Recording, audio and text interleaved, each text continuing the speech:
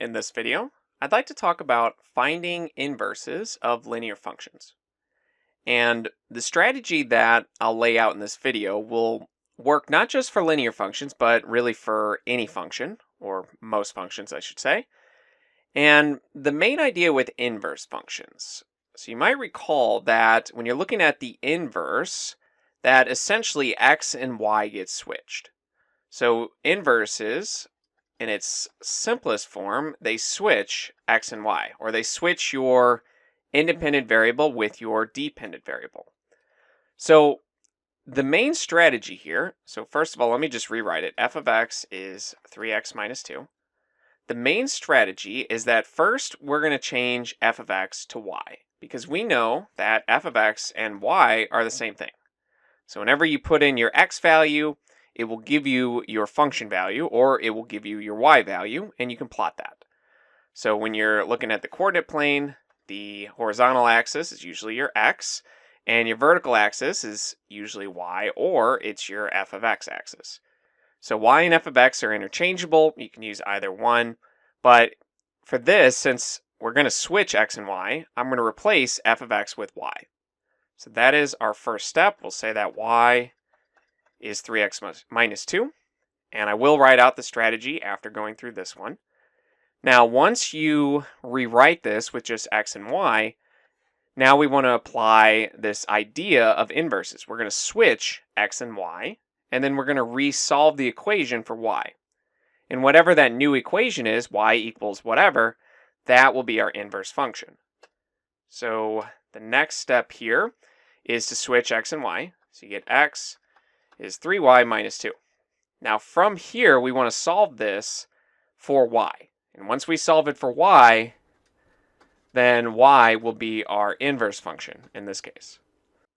So let me make just a little room. And to solve this for y, we're going to add 2 on each side. So you get that x plus 2. Let me just change colors here. X plus 2 equals 3y. And then from here, we'll divide both sides by 3 to cancel out that multiplication. 3 divided by 3 is 1. And I'll write the y on the left side. So y in this case would just be x plus 2 in the numerator, all divided by 3. And like I said, once you resolve it for y, this is your inverse function. So this is f inverse of x. And at this point, you've finished the process. This is what you think is the inverse function.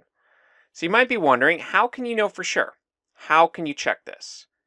And so one of the key things with inverse functions, let me just use an example. Let's say on our function that it goes through the point 1, 3. Then on the inverse function, this would actually go through the point 3, 1. So effectively, if you reverse the coordinate points, that point will be on the function's inverse. So we can use this idea to check our work. And I'm just going to pick some random value for x and plug it in here and see what I get. So let's say I'll plug in 1. So let me actually make some more room here. So in this case, we're going to check our work. And so first we evaluate f of 1. And so we get 3 times 1 minus 2. And that's just 3 minus 2, which is 1. So this goes through the point 1, 1, which actually, let me use a different point because this point, when we switch it, is still going to be 1, 1. So let's look at f of 2 and go for there. Sometimes the first point you pick isn't always ideal. You ideally want 2 distinct values, not the same value twice. So f of 2, you get 3 times 2 minus 2. So that's 6 minus 2, which is 4. So this goes through the point 2, 4. So that is for your function. But now we want to look at the inverse function. So that's f of minus 1 of x. And we're going to do it in reverse because in theory, the point 4, 2 is supposed to be on this curve. And if we did this correctly, if we found the correct inverse function, then when we plug in 4 here, we should get back out 2 for our y value, or our inverse function value. So plugging in to f inverse of x, we're going to plug in 4. And in here, you get 4 plus 2. and then we'll divide that by 3. Well, that's 6 divided by 3, and 6 divided by 3 is 2. So we did find the point we were expecting, which means we can feel confident that this is, in fact, the right answer. And of course, if you want to do it again, you can make yourself feel even better about it. But one point is really all you need to check just to make sure. So with that in mind, let's go to the next problem, and I'm going to write out the strategy. Let me just make some room to the left here, and we will highlight this strategy. So let me just write it all out, and then we'll go through it. So now that I've written out the strategy, the first step in all of these is to set f of x equal to y. And we just do that. We replace f of x with y so that we can switch x and y. Now, some equations you might even be given, just y equals minus 6x minus 7, and you don't have to do this first step. So this is only if it's equal to some function, could be g of x, h of x, or whatever letter of x. But if you set it equal to y, then the next step, we'll be able to switch x and y. So we can do that right now with this example problem. We'll say that x is minus 6y minus 7. Then once you switch x and y, so this was step 1, this is step 2. Now you want to solve this new equation for y. So we can add 7 to each side. You get x plus 7 is minus 6y. And then dividing everything by minus 6, you get that y is x plus 7 divided by minus 6.